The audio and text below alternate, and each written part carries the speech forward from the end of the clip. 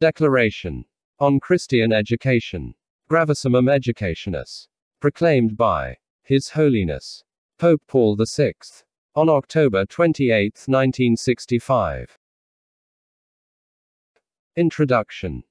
The Sacred Ecumenical Council has considered with care how extremely important education is in the life of man and how its influence ever grows in the social progress of this age. Indeed, the circumstances of our time have made it easier and at once more urgent to educate young people and, what is more, to continue the education of adults. Men are more aware of their own dignity and position. More and more they want to take an active part in social and especially in economic and political life.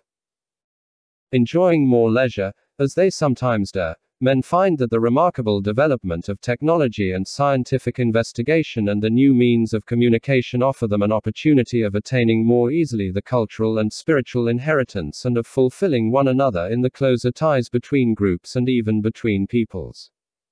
Consequently, attempts are being made everywhere to promote more education.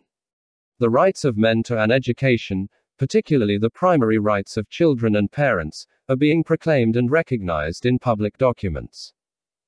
As the number of pupils rapidly increases, schools are multiplied and expanded far and wide and other educational institutions are established. New experiments are conducted in methods of education and teaching. Mighty attempts are being made to obtain education for all, even though vast numbers of children and young people are still deprived of even rudimentary training and so many others lack a suitable education in which truth and love are developed together. To fulfill the mandate she has received from her divine founder of proclaiming the mystery of salvation to all men and of restoring all things in Christ, Holy Mother the Church must be concerned with the whole of man's life, even the secular part of it insofar as it has a bearing on his heavenly calling. Therefore she has a role in the progress and development of education. Hence this sacred synod declares certain fundamental principles of Christian education especially in schools. These principles will have to be developed at greater length by a special post-conciliar commission and applied by episcopal conferences to varying local situations. 1. The meaning of the universal right to an education. All men of every race, condition and age, since they enjoy the dignity of a human being, have an inalienable right to an education that is in keeping with their ultimate goal, their ability, their sex, and the culture and tradition of their country, and also in harmony with their fraternal association with other peoples in the fostering of true unity and peace on earth. For a true education aims at the formation of the human person in the pursuit of his ultimate end and of the good of the societies of which, as man, he is a member, and in whose obligations, as an adult, he will share. Therefore children and young people must be helped, with the aid of the latest advances in psychology and the arts and science of teaching, to develop harmoniously their physical, moral and intellectual endowments so that they may gradually acquire a mature sense of responsibility in striving endlessly to form their own lives properly and in pursuing true freedom as they surmount the vicissitudes of life with courage and constancy. Let them be given also, as they advance in years, a positive and prudent sexual education. Moreover, they should be so trained to take their part in social life that properly instructed in the necessary and opportune skills they can become actively involved in various community organizations, open to discourse with others and willing to do the best to promote the common good. This sacred synod likewise declares that children and young people have a right to be motivated to appraise moral values with a right conscience, to embrace them with a personal adherence, together with a deeper knowledge and love of God. Consequently, it earnestly entreats all those who hold a position of public authority or who are in charge of education to see to it that youth is never deprived of this sacred right. It further exhorts the sons of the Church to give their attention with generosity to the entire field of education, having especially in mind the need of extending very soon the benefits of a suitable education and training to everyone in all parts of the world. 2. Christian education. Since all Christians have become by rebirth of water and the Holy Spirit a new creature so that they should be called and should be children of God, they have a right to a Christian education. A Christian education does not merely strive for the maturing of a human person as just now described, but has as its principal purpose this goal, that the baptized, while they are gradually introduced the knowledge of the mystery of salvation, become ever more aware of the gift of faith they have received, and that they learn in addition how to worship God the Father in spirit and truth, especially in liturgical action, and be conformed in the personal lives according to the new man created in justice and holiness of truth. Also that they develop into perfect manhood, to the mature measure of the fullness of Christ, and strive for the growth of the mystical body. Moreover, that aware of their calling, they learn not only how to bear witness to the hope that is in them, but also how to help in the Christian formation of the world that takes place when natural powers viewed in the full consideration of man redeemed by Christ contribute to the good of the whole society. Wherefore this sacred synod recalls to pastors of souls their most serious obligation to see to it that all the faithful, but especially the youth who are the hope of the Church, enjoy this Christian education. 3. The authors of education. Since parents have given children their life, they are bound by the most serious obligation to educate their offspring, and therefore must be recognized as the primary and principal educators. This role in education is so important that only with difficulty can it be supplied where it is lacking. Parents are the ones who must create a family atmosphere animated by love and respect for God and man, in which the well-rounded personal and social education of children is fostered. Hence the family is the first school of the social virtues that every society needs. It is particularly in the Christian family, enriched by the grace and office of the sacrament of matrimony, that children should be taught from their early years to have a knowledge of God according to the faith received in baptism, to worship Him, and to love their neighbor.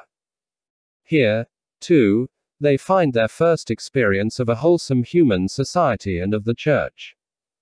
Finally, it is through the family that they are gradually led to a companionship with their fellowmen and with the people of God. Let parents, then, recognize the inestimable importance a truly Christian family has for the life and progress of God's own people. The family which has the primary duty of imparting education needs help of the whole community. In addition, therefore, to the rights of parents and others to whom the parents entrust a share in the work of education, certain rights and duties belong indeed to civil society, whose role is to direct what is required for the common temporal good. Its function is to promote the education of youth in many ways, namely, to protect the duties and rights of parents and others who share in education, and to give them aid, according to the principle of subsidiarity, when the endeavors of parents and other societies are lacking, to carry out the work of education in accordance with the wishes of the parents, and, moreover, as the common good demands, to build schools and institutions. Finally, in a special way, the duty of educating belongs to the Church, not merely because she must be recognized as a human society capable of educating, but especially because she has the responsibility of announcing the way of salvation to all men, of communicating the life of Christ to those who believe, and, in her unfailing solicitude, of assisting men to be able to come to the fullness of this life. The Church is bound as a mother to give to these children of hers an education by which their whole life can be imbued with the Spirit of Christ, and at the same time do all she can to promote for all peoples the complete perfection of the human person, the good of earthly society, and the building of a world that is more human. 4. Various aids to Christian education. In fulfilling its educational role, the Church, eager to employ all suitable aids, is concerned especially about those which are her very own. Foremost among these is catechetical instruction, which enlightens and strengthens the faith, nourishes life according to the Spirit of Christ, leads to intelligent and active participation in the liturgical mystery, and gives motivation for apostolic activity. The Church esteems highly and seeks to penetrate and ennoble with her own spirit also other aids which belong to the general heritage of man, and which are of great influence in forming souls and molding men, such as the media of communication, various groups for mental and physical development, youth associations, and, in particular, schools. 5. The importance of schools. Among all educational instruments, the school has a special importance. It is designed not only to develop with special care the intellectual faculties but also to form the ability to judge rightly, to hand on the cultural legacy of previous generations, to foster a sense of values, to prepare for professional life. Between pupils of different talents and backgrounds, it promotes friendly relations and fosters a spirit of mutual understanding, and it establishes as it were a center whose work and progress must be shared together by families, teachers, associations of various types that foster cultural, civic, and religious life, as well as by civil society and the entire human community. Beautiful indeed and of great importance is the vocation of all those who aid parents in fulfilling the duties and who, as representatives of the human community, undertake the task of education in schools. This vocation demands special qualities of mind and heart, very careful preparation, and continuing readiness to renew and to adapt. 6. The duties and rights of parents. Parents who have the primary and inalienable right and duty to educate their children must enjoy true liberty in their choice of schools. Consequently, the public power, which has the obligation to protect and defend the rights of citizens, must see to it, in its concern for distributive justice, that public subsidies are paid out in such a way that parents are truly free to choose according to their conscience the schools they want for their children. In addition, it is the task of the state to see to it that all citizens are able to come to a suitable share in culture and are properly prepared to exercise their civic duties and rights. Therefore, the state must protect the right of children to an adequate school education, check on the ability of teachers and the excellence of their training, look after the health of the pupils and in general, promote the whole school project. But it must always keep in mind the principle of subsidiarity so that there is no kind of school monopoly, for this is opposed to the native rights of the human person, to the development and spread of culture, to the peaceful association of citizens and to the pluralism that exists today in ever so many societies. Therefore, this sacred synod exhorts the faithful to assist to their utmost in finding suitable methods of education and programs of study and in forming teachers who can give youth a true education. Through the associations of parents in particular, they should further with their assistance all the work of the school, but especially the moral education it must impart. 7. Moral and religious education in all schools. Feeling very keenly the weighty responsibility of diligently caring for the moral and religious education of all her children, the Church must be present with her own special affection and help for the great number who are being trained in schools that are not Catholic. This is possible by the witness of the lives of those who teach and direct them, by the apostolic action of their fellow students, but especially by the ministry of priests and laymen who give them the doctrine of salvation in a way suited to their age and circumstances and provide spiritual aid in every way the times and conditions allow. The Church reminds parents of the duty that is theirs to arrange and even demand that their children be able to enjoy these aids and advance in the Christian formation to a degree that is abreast of the development in secular subjects. Therefore, the Church esteems highly those civil authorities and societies which, bearing in mind the pluralism of contemporary society and respecting religious freedom, assist families so that the education of their children can be imparted in all schools according to the individual moral and religious principles of the families.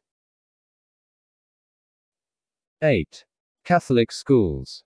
The influence of the Church in the field of education is shown in a special manner by the Catholic school. No less than other schools does the Catholic school pursue cultural goals and the human formation of youth. But its proper function is to create for the school community a special atmosphere animated by the gospel spirit of freedom and charity, to help youth grow according to the new creatures they were made through baptism as they develop their own personalities, and finally to order the whole of human culture to the news of salvation so that the knowledge the students gradually acquire of the world, life and man is illumined by faith. So indeed the Catholic school, while it is open, as it must be, to the situation of the contemporary world, leads its students to promote efficaciously the good of the earthly city and also prepares them for service in the spread of the kingdom of God, so that by leading an exemplary apostolic life they become, as it were, a saving leaven in the human community. Since, therefore, the Catholic school can be such an aid to the fulfillment of the mission of the people of God and to the fostering of the dialogue between the Church and mankind, to the benefit of both, it retains even in our present circumstances the utmost importance. Consequently, this sacred synod proclaims anew what has already been taught in several documents of the magisterium, namely, the right of the Church freely to establish and to conduct schools of every type and level. And the Council calls to mind that the exercise of a right of this kind contributes in the highest degree to the protection of freedom of conscience, the rights of parents, as well as to the betterment of culture itself. But let teachers recognize that the Catholic school depends upon them almost entirely for the accomplishment of its goals and programs. They should therefore be very carefully prepared so that both in secular and religious knowledge they are equipped with suitable qualifications and also with a pedagogical skill that is in keeping with the findings of the contemporary world. Intimately linked in charity to one another and to their students and endowed with an apostolic spirit, may teachers by their life as much as by their instruction bear witness to Christ, the unique teacher. Let them work as partners with parents and together with them in every phase of education give due consideration to the difference of sex and the proper ends divine providence assigns to each sex in the family and in society. Let them do all they can to stimulate their students to act for themselves and even after graduation to continue to assist them with advice, friendship and by establishing special associations imbued with the true spirit of the Church. The work of these teachers, this sacred synod declares, is in the real sense of the word an apostolate most suited to and necessary for our times and at once a true service offered to society. The Council also reminds Catholic parents of the duty of entrusting their children to Catholic schools wherever and whenever it is possible and of supporting these schools to the best of their ability and of cooperating with them for the education of their children. 9. Different types of Catholic schools. To this concept of a Catholic school, all schools that are in any way dependent on the Church must conform as far as possible, though the Catholic school is to take on different forms in keeping with local circumstances. Thus the Church considers very dear to her heart those Catholic schools, found especially in the areas of the new churches, which are attended also by students who are not Catholics. Attention should be paid to the needs of today in establishing and directing Catholic schools. Therefore, though primary and secondary schools, the foundation of education, must still be fostered, great importance is to be attached to those which are required in a particular way by contemporary conditions, such as professional and technical schools, centers for educating adults and promoting social welfare, or for the retarded in need of special care, and also schools for preparing teachers for religious instruction and other types of education. This sacred council of the Church earnestly entreats pastors and all the faithful to spare no sacrifice in helping Catholic schools fulfill their function in a continually more perfect way, and especially in caring for the needs of those who are poor in the goods of this world or who are deprived of the assistance and affection of a family or who are strangers to the gift of faith. 10. Catholic colleges and universities. The Church is concerned also with schools of a higher level, especially colleges and universities. In those schools dependent on her, she intends that by the very constitution individual subjects be pursued according to their own principles, method, and liberty of scientific inquiry, in such a way that an ever deeper understanding in these fields may be obtained and that, as questions that are new and current are raised and investigations carefully made according to the example of the doctors of the Church and especially of St. Thomas Aquinas, there may be a deeper realization of the harmony of faith and science. Thus there is accomplished a public, enduring and pervasive influence of the Christian mind in the furtherance of culture, and the students of these institutions are molded into men truly outstanding in their training, ready to undertake weighty responsibilities in society and witness to the faith in the world. In Catholic universities where there is no faculty of sacred theology, there should be established an institute or chair of sacred theology in which there should be lectures suited to lay students.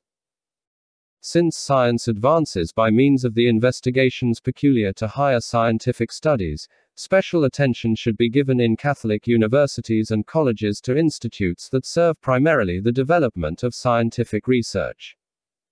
The Sacred Synod heartily recommends that Catholic colleges and universities be conveniently located in different parts of the world, but in such a way that they are outstanding not for their numbers but for their pursuit of knowledge. Matriculation should be readily available to students of real promise, even though they be of slender means, especially to students from the newly emerging nations.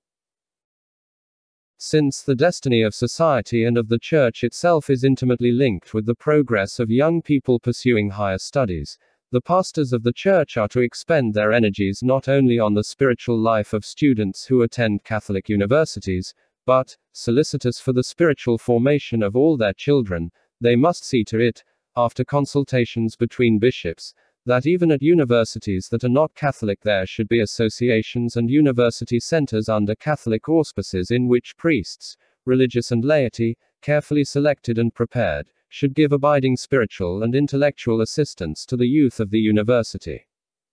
Whether in Catholic universities or others, young people of greater ability who seem suited for teaching or research should be specially helped and encouraged to undertake a teaching career. 11. Faculties of Sacred Sciences. The Church expects much from the zealous endeavors of the faculties of the sacred sciences. For to them she entrusts the very serious responsibility of preparing her own students not only for the priestly ministry, but especially for teaching in the seats of higher ecclesiastical studies or for promoting learning on their own or for undertaking the work of a more rigorous intellectual apostolate. Likewise, it is the role of these very faculties to make more penetrating inquiry into the various aspects of the sacred sciences so that an ever-deepening understanding of sacred revelation is obtained. The legacy of Christian wisdom handed down by our forefathers is more fully developed, the dialogue with our separated brethren and with non-Christians is fostered, and answers are given to questions arising from the development of doctrine. Therefore, ecclesiastical faculties should reappraise their own laws so that they can better promote the sacred sciences and those linked with them and, by employing up-to-date methods and aids, lead their students to more penetrating inquiry. 12. Coordination to be fostered in scholastic matters. Cooperation is the order of the day. It increases more and more to supply the demand on a diocesan, national and international level. Since it is altogether necessary in scholastic matters, every means should be employed to foster suitable cooperation between Catholic schools, and between these and other schools that collaboration should be developed which the good of all mankind requires. From greater coordination and cooperative endeavor greater fruits will be derived particularly in the area of academic institutions. Therefore in every university let the various faculties work mutually to this end, insofar as the goal will permit. In addition, let the universities also endeavor to work together by promoting international gatherings, by sharing scientific inquiries with one another, by communicating their discoveries to one another, by having exchange of professors for a time and by promoting all else that is conducive to greater assistance. Conclusion. The Sacred Synod earnestly entreats young people themselves to become aware of the importance of the work of education and to prepare themselves to take it up, especially where because of a shortage of teachers the education of youth is in jeopardy. This same Sacred Synod, while professing its gratitude to priests, religious men and women, and the laity who by their evangelical self-dedication are devoted to the noble work of education and of schools of every type and level, exhorts them to persevere generously in the work they have undertaken and, imbuing their students with the Spirit of Christ, to strive to excel in pedagogy and the pursuit of knowledge in such a way that they not merely advance the internal renewal of the Church but preserve and enhance its beneficent influence upon today's world, especially the intellectual world.